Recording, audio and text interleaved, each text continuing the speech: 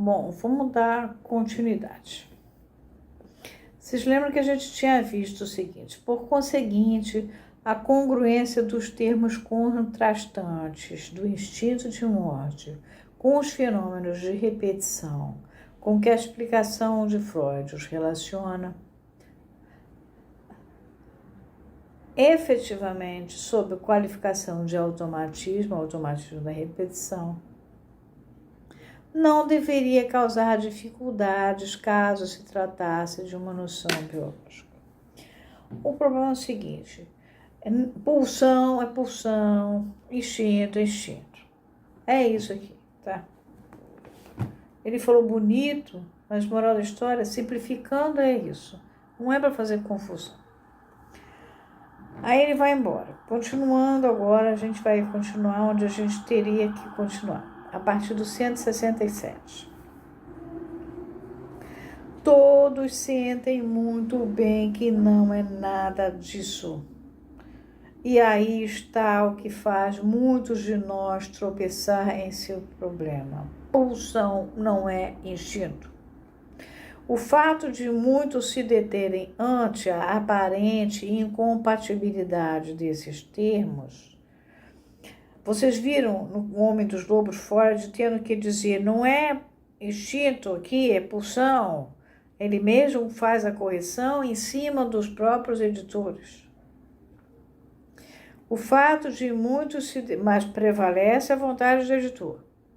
O fato de muitos se deterem ante a aparente incompatibilidade desses termos pode até reter nossa atenção por manifestar uma inocência dialética que, sem dúvida, desconcertaria o problema classicamente formulado, a semântica no enunciado determinativo. Já ensinei para vocês isso. O que era semântica? Lá no começo, onde está em fala plena e fala vazia. Uma aldeola. Aldeola é aldeota, é lugarejo, é arraial. No Ganges, com a qual a estética hindu ilustra a segunda forma das ressonâncias da linguagem. A palavra é laksana. Aqui veio junto, mas é separado. É exercício. São aqueles sons mântricos. Bom, até foi bom falar no Ganges, porque o Ganges, já que a gente está falando em vida e morte, e eu até falei que tem que ter radical livre, sim, tem que ter cadaverina, sim, tem que ter várias coisas, sim, porque senão como é que vai dissolver coisas, como é que vai... É interessante a relação do hinduísta do indiano com o Ganges. O Ganges é o rio sagrado deles. Lá eles jogam os cadáveres, lá eles tomam banho, lá eles bebem daquela água e se tratam. Claro, aquilo ali, em termos de imunologia, tá uma beleza, porque é um antibiótico só, né? Eles usam aquela água como sagrada. Quem tiver paciência, lê a autobiografia de um yogi do Yogananda, você vai ver como eles usam o Ganges. Aquilo para eles é normal. O cadáver está passando ali, eles estão lá dentro, tomando a água, fazendo os trabalhos lá esotéricos deles, tudo no mesmo lugar. Agora, essa repetição, aqui saiu assim, é a forma chamada laksana, mas é separado, laksana. Essa palavra vem do malaio, significa exercício. Eles chegam a recomendar que você pegue um japa, o japa tem 108 bolinhas. Você leia você repita, por exemplo, um mantra, aquilo, não só as 108 vezes, mas não sei quantas vezes ao dia, aquilo. Então, o pessoal do Hare Krishna, se você multiplicar quantas vezes, 108 vezes, eles falaram aquela palavra Hare Krishna, Krishna Krishna, Hare Hare, Hare Rama, Rama Rama, Hare Hare, É um dia inteiro, na verdade. Bom, e funciona lá, eles entram num barato lá próprio deles. Essas ressonâncias da linguagem que Lacan está falando aqui. Convém, de fato, abordar essa noção por suas ressonâncias no que chamaremos a poética da obra freudiana. Primeira via de acesso para penetrar em seu sentido e dimensão essencial para compreender sua repercussão dialética, desde as origens da obra até o apogeu que ela marca nesta. Convém lembrar, por exemplo, que Freud nos atesta haver descoberto sua vocação médica pelo ouvido numa leitura pública do famoso Hino à Natureza de Goethe, ou seja, nesse texto encontrado por um amigo do Goethe, em que o poeta Goethe, no declínio de sua vida, já no final da vida, concordou em reconhecer um filho putativo das mais jovens efusões de sua pena. É um filho que ele fez escrevendo, não é filho biológico. É um texto, que é o Hino à Natureza. Foi este texto que putativo é suposto, é reputado e tal. Só que, na verdade, ele é um texto que ele, na velhice, reconheceu como sendo dele, um hino à natureza. E Freud diz que virou médico a partir daí. Eu continuo insistindo que pode ter virado médico a partir daí. Agora, virou cientista, com direito a rasgar toda a ciência que estava, lá nos 4 aninhos, quando o pai dele autorizou ele a rasgar livro. Bom, o nome do pai está no meio aí, a letra Shin está ali. E vocês não se esqueçam que no sonho da injeção de Irma, ela aparece com uma fórmula da trimetilamina, e ela, ao mesmo tempo, ela faz a letra Shin, que é o nome do pai, e a forma escrevendo em letra corrida, é o umbigo. Portanto, o umbigo do sonho está ali, está no nome do pai, que ele, Freud, tinha como marca.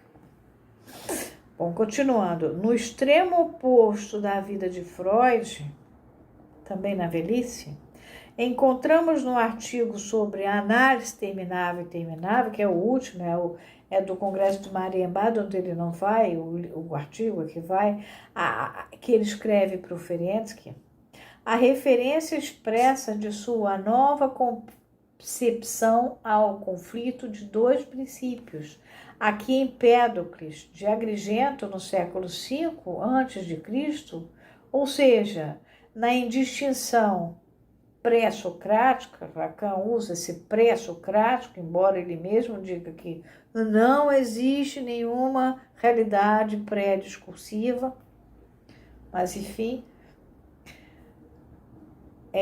de Empédocles, de Agrigento, no século V a.C., ou seja, na indistinção pré-socrática da natureza e do espírito, submeteu às alternâncias da vida universal.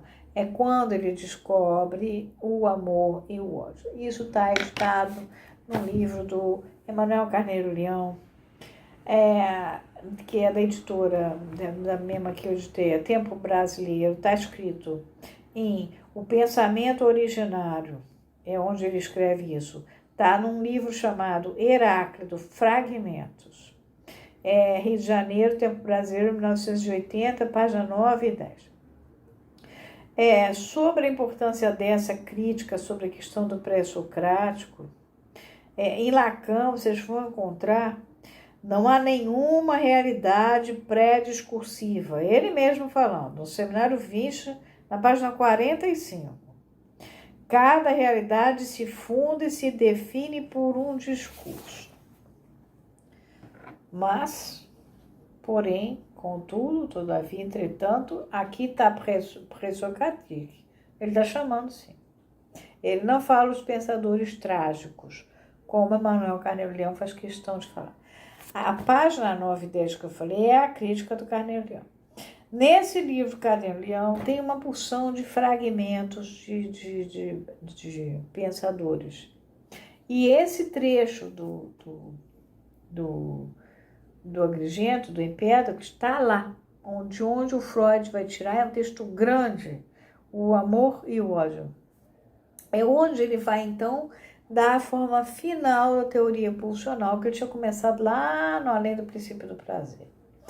Continua Lacan, esses dois fatos são-nos uma indicação suficiente de que se trata ali de um mito da Díade, cuja promoção em Platão é evocada, aliás, em Para Além do Princípio do Prazer, que foi onde ele começou lá com o garotinho fazendo fordar, onde ele descobre a compulsão de repetição.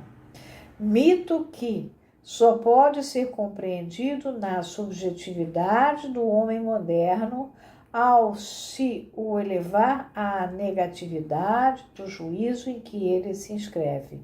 Ou seja, assim como o automatismo de repetição, que é igualmente desconhecido quando se quer dividir seus termos, Wiederholzschlag, não visa outra coisa senão a temporalidade historicizante da experiência da transferência, o instinto de morte exprime essencialmente o limite da função histórica do sujeito. Esse limite é a morte, não como término eventual da vida do indivíduo, nem como certeza empírica do sujeito, mas segundo a fórmula que dele fornece Heidegger, como, abre aspas, possibilidade absolutamente própria, incondicional, insuperável, certeira e, como tal, indeterminada do sujeito, quer dizer, do sujeito definido por sua historicidade. Então, saímos de uma questão de instinto para uma questão de pulsão. Saímos de uma questão de onde é que o Freud, assim como Goethe, identificou lá no final da vida,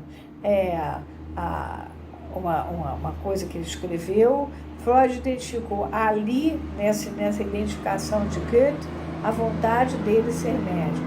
Mas assim, ele também, no final da vida, é que dá a conformação à teoria pulsional. A partir de quê? De Empédocles. Então, onde ele começou com o netinho fazendo furdar na compulsão de repetição. E nós não podemos fazer confusão entre um tipo de morte e outro tipo de morte.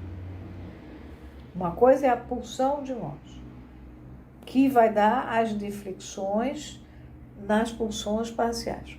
E vai dar a compulsão de repetição, vai fazer um monte de coisas. A pessoa está viva, se mortificando.